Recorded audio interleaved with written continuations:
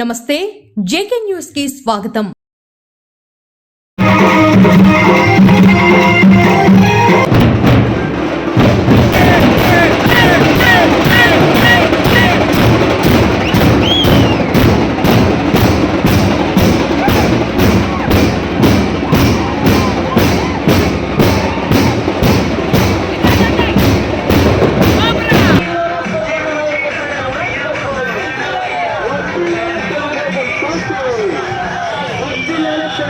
ఈరోజు నామినేషన్ ఇచ్చి వచ్చినటువంటి ప్రతి ఒక్కరికి కూడా పేరు పేరున పాదాభావం చేస్తూ ఊహించిన విధంగా వెంకటగిరిలో ఈరోజు నామినేషన్కి దగ్గర 40-50 మంది రావడం అనేది చాలా విశేషం।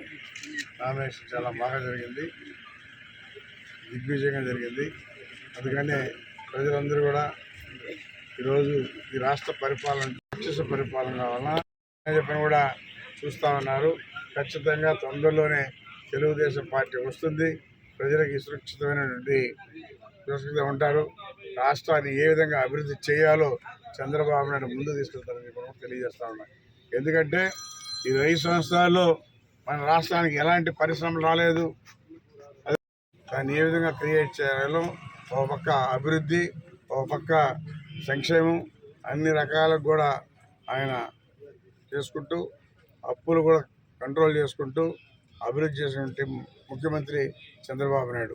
అందుకనే సుపరిపాలన కావాలని చెప్పని చంద్రబాబు నాయుడు ముఖ్యమంత్రి కావాలని చెప్పి రాష్ట్ర ప్రజలందరూ కూడా కోరుకుంటున్నారు। ఖచ్చితంగా రేపు జరగబోయే ఎన్నికల్లో సైకిల్ గుర్తుకు ప్రతి ఒక్కరు ఓటేసి గెలిపిస్తున్నారు।